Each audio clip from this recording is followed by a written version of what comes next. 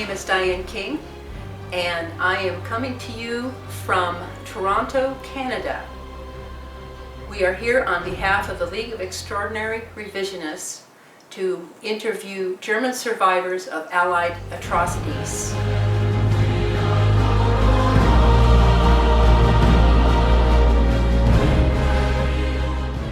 The German story, the German way. Our first candidate is a very dear friend of mine who I've known for a number of years, is Karin Manion, and she is going to tell us her story, her way. Good morning, Karin. Hi there, Diane. Nice to see you. Nice to see you too. Welcome to Canada. Thank you again, right? I would like to hear from you what your background is, where you're from. We'll start from there. You just kind of go with it, and I'll interject a question. Okay. Well, I was born in Berlin during the height of the war in 1941, and shortly thereafter we were evacuated from the city because they were expecting bombing, it being the capital city. So the evacuation we had to go to our relatives, and my relatives happened to be in East Prussia, the most eastern province of Germany, almost bordering on the side of Russia. So that's where we went. My grandmother was there, and then we lived there for a while, until the Russians were getting closer, and they were invading the country, and Russian atrocities became known. So people were afraid, and we fled. Of course, when you're fleeing, you cannot carry too much. We just had the clothes on our body and a bag, and of course we were on foot. There was no public transportation of any sort, and thousands of other people like us did the same thing. So we started out in October of 1944. Was when we left our country. My heritage. My grandmother thought we would never see it again. Of course, we did not believe that, but in the end, that prediction came true. We could never return there anymore. Anyway, it was a very East Prussia in that year of 1944 and 45 was a very, very cold winter, and we were on foot. It was below freezing temperature. There were four of us. My mother, my grandmother, a foster child my grandmother was taking care of, and of course myself. The foster child, the mother was somehow lost, so we just took the boy along. Well, we fled on foot, and the idea was to go west. Go, like they say, go west, young man, go west. That's what we did. Well, along the way, the Russian troops started to come in on the main roads, and was their panzers, and they were just mowing down everybody in sight. So the only way we had to go was we opted out to travel on the ice. There was an inlet along the Baltic Sea, and we traveled on the ice. There were thousands of us, and a whole trek of people, and well, suddenly, the most horrific thing that I remember in my life, Russian bombers came, and they were strafing us, refugees. I mean, here we were, women and children, and they were strafing us, and it was terrible. Screams galore, the poor horses, they are sinking into the ice. The ice was broken and people drowning. And we made it. I guess we had a guardian angel with us. So somehow we made it out across the ice to land. We were lucky. The young boy, the foster child that we had, he kept saying to my grandmother when we were being bombed, "Grandma, pray, Grandma, pray." And I guess somebody heard our prayers, and we did make it out alive. Well, we ended up in Gdynia, which is a harbor, a Baltic harbor, and the German Marine at that time had decided to take every bit of floating stock under command, and they were evacuating the refugees that were coming in from the east on the boats. And my mother was highly pregnant at the time, and for some reason she had got tickets for the Wilhelm Gustloff. And we got onto the Gustloff, we walked up, and my gosh, they didn't want to take my grandmother. I do not know what the reason was, and I wish I had asked when she was still alive. But in those days I wasn't interested in the happenings. Well, when they didn't allow her on, Grandma said, well, you go, you save yourselves, children, I stay here. And Mom said, no. She says, it took us 4 months to flee together, and we're not going to separate now. And Mom turned around and gave away the tickets. And the women on the boat were just about fighting over those tickets. And we walked off. And, well, we all know, history knows what happened to the... Did you see the Wilhelm, what happened to the Wilhelm Gustloff? Well, we actually were on it, okay? Right. And I remember walking off it. And, well, we found out, this was the end of January 1945, we found out that once Gustloff left harbor, it was torpedoed. The ship was designed to carry 1,880 people, and it was filled to capacity. Over 10,000 people were actually on board. They had emptied the swimming pools and put people in there so they could carry as much as possible. Well, anyway, when the Gustloff went out into the sea, she was torpedoed, and it took 62 minutes for her to sink. Not very many people were saved, but I think they saved about 800 people, and all the rest were drowned. So that's we were lucky. Another guardian angel moment. Absolutely. Well, we then had to find another way to get away across. Away from the area of the Russians, and we got another boat. This was a freighter. My mom says the name of the boat was called the Silt. I have looked in the East Prussian paper. They featured articles about all the ships that were sunk at that time, and all the ships, a lot of ships that rescued refugees. And I have yet to come across that name. I just didn't find it. All I know is that the name was Silt. It was a freighter. It was open freighter. It was terrible. The water was splashing over top, and we were in the bottom. There were no washroom facilities. We had buckets, and then the crew on board came with a hose and flushed things down. It's terrible to talk about these things, but how long did it take you to get across, and where were you headed? Well, we didn't know where we were headed. We had no idea, but I can't even remember how long it took. A day, maybe 2 days, and we ended up in Denmark. And in Denmark, we ended up in a refugee camp. There were a number of refugee camps in Denmark. The one we ended up in was in a place called Gatus Grove. There was an airport nearby. And it was out in the middle of nowhere. There was a fence around it. There were barracks, wooden barracks. We did have electric lighting, no running water, and everything was rather primitive.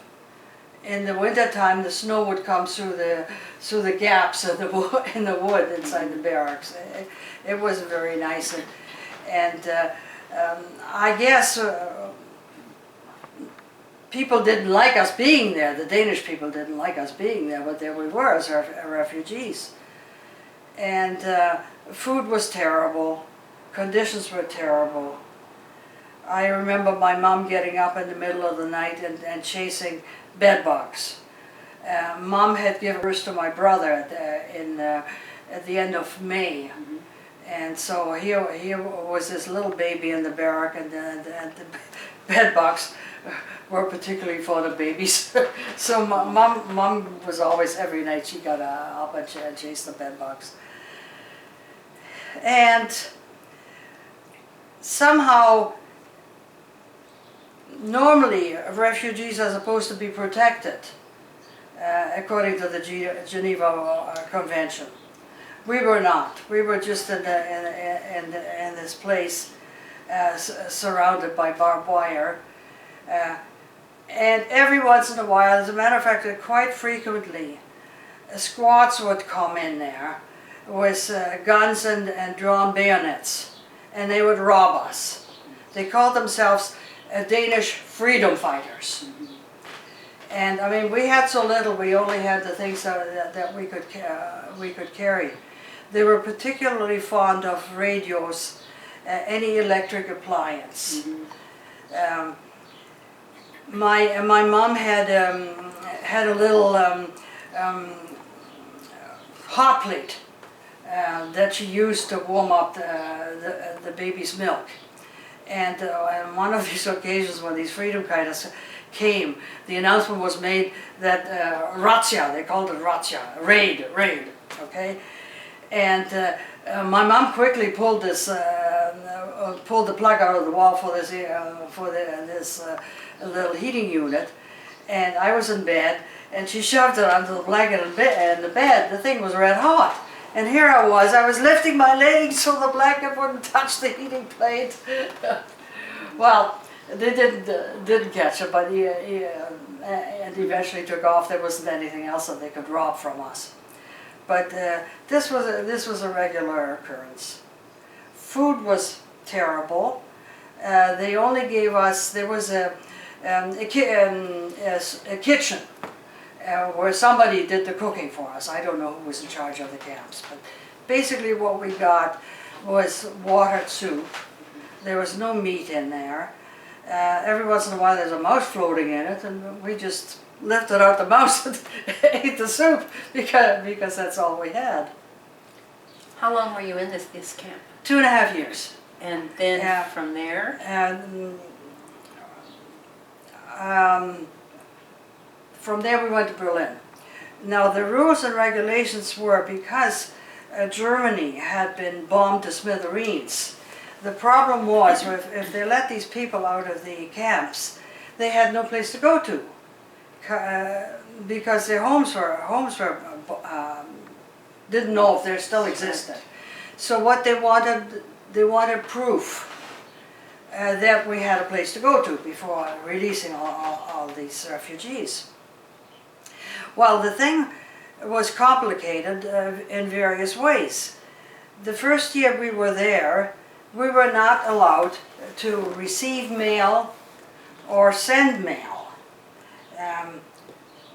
which was very sad because we were all worried. There were mostly women and children in these camps, and the fathers were in the German army. And so we were all worried.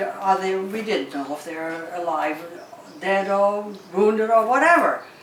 And withholding mail from us was particularly hurtful. And anyway, after 1 year, they allowed us to receive mail, and my mom immediately wrote to everybody she could think of in Germany and said, here we are in the refugee camp in Denmark. Well, my dad was very lucky. He had been taken prisoner by the Russians, but he must have been the exception to the case, because the Russians treated him quite well and allowed him to go home immediately after the war. And so when Dad knew where we were, he made application for us to come home. This process took a while. but in 1948 we were allowed to go home. And Germany at that time was still in a state of cleanup. I mean, the ruins were there, I remember, and there again we were lucky. And the house we had been living in was not bombed. We were a little bit on the outskirts of the city in a part called Spandau. People listening to this might remember the word Spandau, because that's where Rudolf Hess was kept. I think Speer was too. Yeah, that's where Rudolf Hess was kept on until he was murdered in the end. So we had a place to go to in that house because it wasn't bombed, and so that was kind of lucky. How did you find your way to Canada? Well, actually, my dad came over to Canada in 1953, and there really was no reason for this. And by this time, Dad had a good job in Germany. We had a nice place to live in, and life was great. But the Canadian government won out. They were over there recruiting Germans.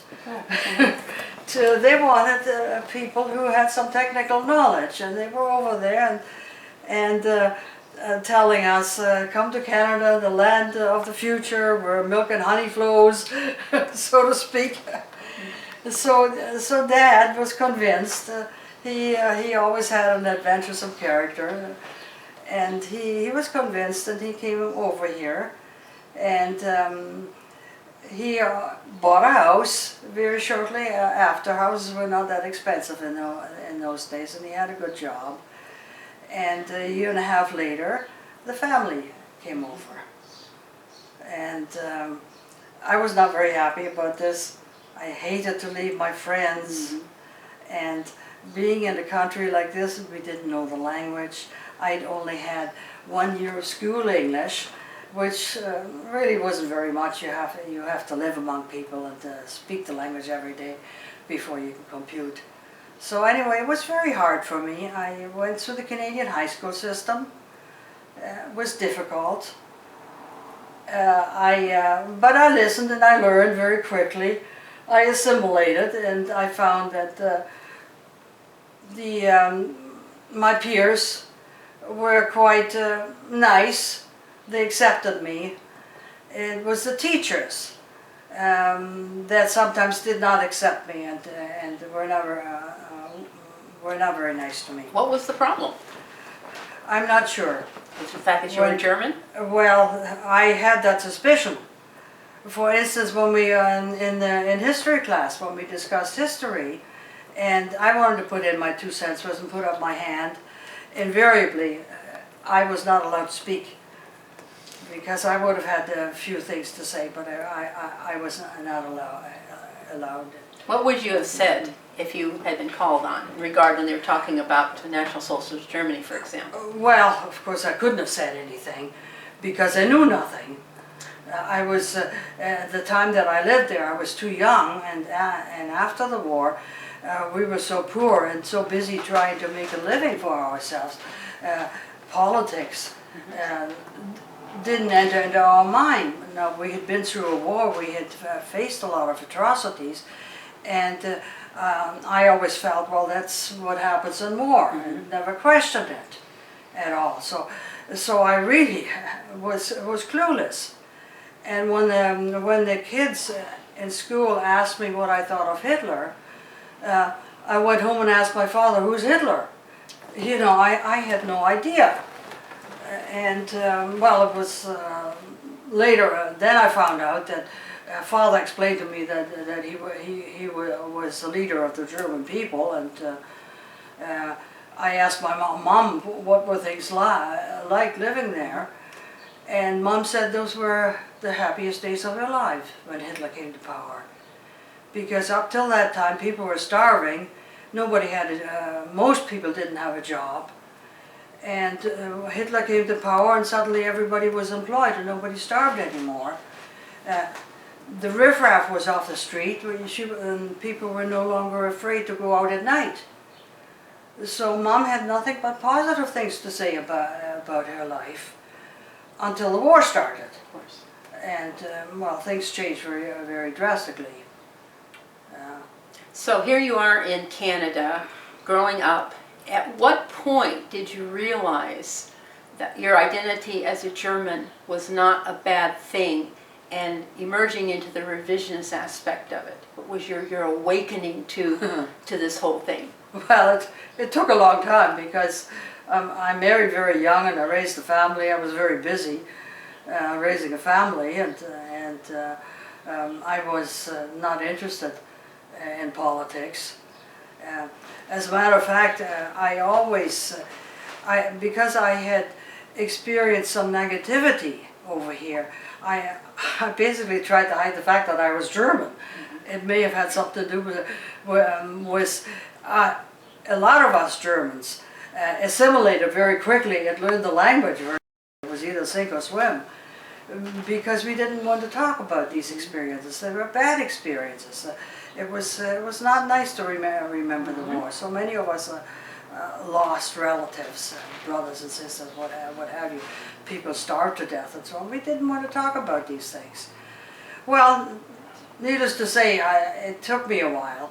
Then suddenly, later on, as my kids had grown up, I had more time in my life, a strange thing happened. Historian David Irving came to Canada for a visit. And for some reason that I could never figure out, the man was arrested. And he was kicked out of the country. And I remember seeing his picture on the front page of the Toronto Star. Here he was in handcuffs and being kicked out of the country. So that annoyed me. And I thought, my goodness, why would this man is a historian? Why is he so disliked? That he hasn't committed any crime, and he's being told to leave and put in handcuffs. So the only way I could fight back was by writing a letter to the editor. I did, and I complained, and I said, what's this country coming to? I thought this was a free country, and we are arresting historians and deporting them. Lo and behold, my letter was published. First of all, I got a call from the Toronto Star. They asked, for me to identify myself. Is that really me? And I said yes, and if they could publish a letter, and I said yeah, that's fine. So the letter was published. It was kind of edited, but it was there. The gist of the story was there. I had said something to the effect like, the victors write the history. Of course, they removed that out of the text. I was a little disappointed about that, but I was happy it appeared in the paper, and voiced my disgust that way. So that's how I basically got interested in history. What happened with that? Well, somebody, about a month later, somebody phoned me and said that they'd read my letter and thought they were of the same mind, and they had an organization that perhaps I might be interested in. And could they send me some information? So I said, well, yeah, sure, send it to me. And along came some newsletters from this organization and an invite to their monthly meetings. So at first I couldn't go to it because it was in the east end of the city, which was too far for me afterward. And later on, when they moved their venue to the west side, I went, and they were discussing interesting subjects, and one of the things was the discussion of World War II. Some of the speakers that appeared there, so that subject was broached. So I learned a bit there, and then one day, the other thing was my mother phoned me one day, and she said, Karin, the German ambassador from Ottawa is originally from East Prussia, and he wanted to see how many East Prussian people have arrived here in Canada. wanted to find out. So what he did was he called a meeting in one of the local hotels, and inviting all East Prussians to come there. And so when Mom phoned me, she said, "Would you accompany me?" And so I said, "Sure, Mom," and I accompanied her.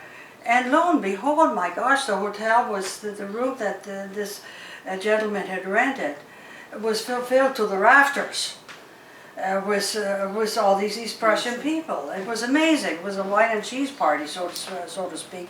And they had to get another room to accommodate the overflow. And out of this, a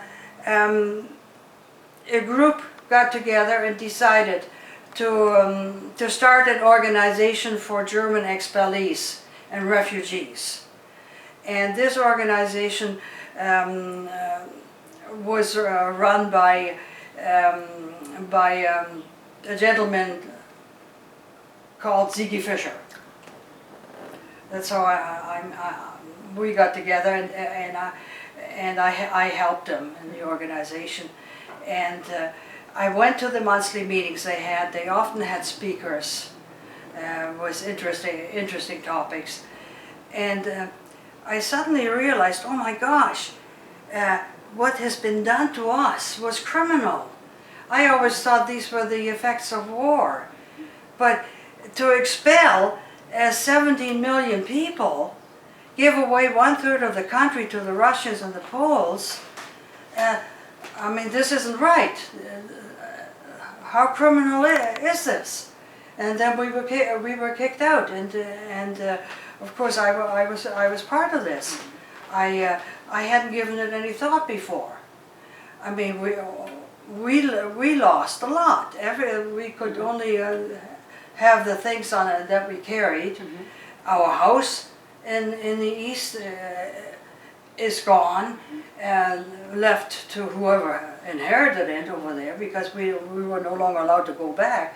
The country had suddenly become Russia. I have a picture of the house here. That was our house.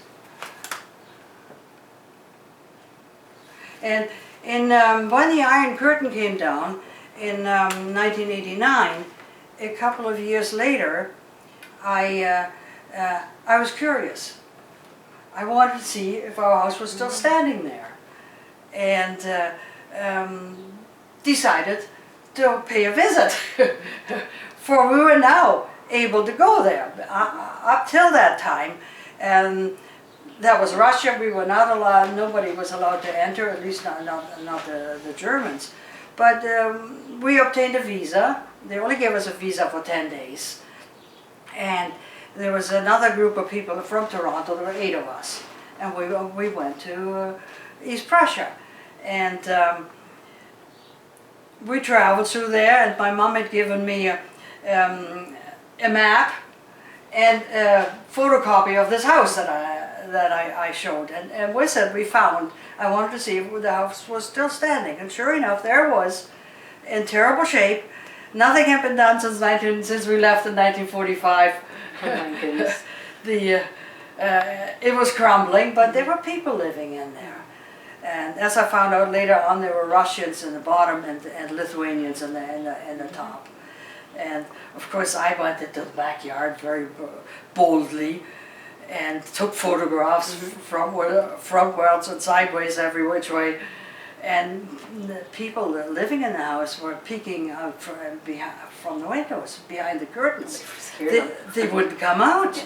I would have welcomed them. But they didn't know you were Canadian. They probably thought you were officials. Well, I don't know, but they wouldn't come out. But unusual behavior to go and photograph somebody's house. Yeah, exactly. And there was a little old lady in the yard next door. She came over to the fence. She was asking us what were we doing there. And so Ziggy, who the organizer of the trip, explained that this was the house of my parents, my grandparents basically, and I hadn't seen this place since 1945, and that's why we're here. So one of the things that you did once you've been to Canada is return to your homeland.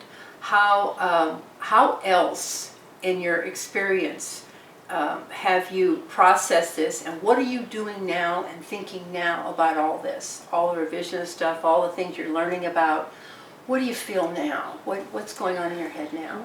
Well, I'm a little bit angry. First of all, that they gave away 1/3 of our country and kicked us out. Like I said, there were 17 million Germans that were kicked out, and when I came to Canada, the population of this country was 18 million, so that gives you an idea how many people lost their home. And this was all Allied sanctions. They decided this in Yalta, the Three Stooges, Stalin, Churchill, and Roosevelt, that they should, Germany being so bad, and they should take away 1/3 of their country.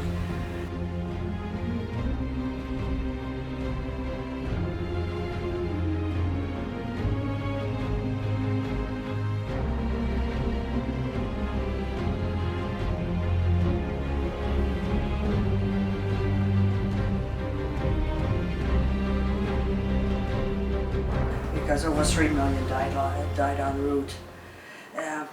I have been exposed to a whole lot of negativity about my country, and it makes me a little angry because it wasn't as bad as it is being portrayed. I get angry when on a daily basis on television I see some kind of negativity about the nasty Germans and about the Hitler era. And I'm finding that things were not as bad as they're being portrayed nowadays. We have laws against hate propaganda in this country, but for some reason it does not apply to the Germans, because all I see on a daily basis is hate towards the Germans through the media. I must say, in defense of the they're very nice, they accept us, and slowly I think they even respect us. And that was not the case when I came over in the 50s. I remember going to high school and I had a boyfriend, and he said, well, I can't take you to my house, my father would kick me out of the house if I brought home a German girl. You know, so things like that were impressed upon my mind. Germans were treated in a negative fashion, right? But that's no longer the case. And right now I am, you might say, I'm very much involved in revisionism of history. I attend conferences, I read books, because whatever I had been taught in the past, I find it doesn't apply. It doesn't apply anymore. Things were a little different. Sounds like a lot different. Well, Germany still does not have a peace treaty after all these years. More than 70 years after the war, we don't have a peace treaty. And after the war, the Allies were in charge, of course. I guess they still are. And Germans underwent a process called re-education process. It's denazification, I think. Well, denazification, also re-education. History books were destroyed, rewritten, altered, and there really wasn't anything good about Germany. And now that, you know, I've been exposed to that, and now I think my life's work is to see Germany in a different light, and to portray this. As it turns out, probably see Germany in the correct light. That was what revisionism is, in a matter of revising history to a certain standard. It's revising history to the true standard, to what it was, not what we've been told it was. Yeah, exactly. You're quite right. Do you have anything else you'd like to say or encourage or people who will be listening to this? Well, just keep on searching. You know, the truth is out there. Isn't it? Yeah. I feel bad that when I visited Germany in recent years, the Germans over there don't seem to have the truth yet. They're very negative about their own people, about their historic past. And I feel that's quite unjust. They shouldn't, if they educate themselves, take the time to educate themselves, they find out that Germany was not the boogeyman. What things would you like to, do you like to read now, specifics? Like I notice in your home you have the Barnes Review magazine. Oh, absolutely, I love the Barnes Review. And in the past, the Barnes Review people, yeah, this magazine. In the past they had a newspaper called the Spotlight. I remember that. Yeah. Which I subscribed to. Only the Spotlight was put out of business for some reason, because, well, I gather they were not politically correct. Do you read any of Germa Rudolph's books, are fairly technical or... Well, I have received some of Germa's publication. Do you watch the YouTubes like Ernst Zundel? And yes, and as a matter of fact, when Ernst Zundel was dragged in front of the court system, I used to go to court and listen to the procedures, and I found it quite educational, and I couldn't understand how a person could be jailed for what they thought. He espoused that there were no 6 million people that were gassed. There were not that many in Germany, and the man has his own thoughts, and everybody should be able to think what they want. Why jail a person for it? So exactly. That affected me very deeply. So exactly. Well, I think we'll wind it up here. Karin, thank you so much. It's one of the untold stories that should be told, that the Germans have not had a voice, and we are seeking out those who have not had a voice to give them an opportunity to have their say. You're not going to hear this on the Hitler channel, the History Channel. You're going to hear everything that they want you to hear. We want you to hear the truth. Like Karin said, the truth is out there. This is Diane King for the League of Extraordinary Revisionists, discussing the German survivors of Allied atrocities, the German story, the German way. Thank you.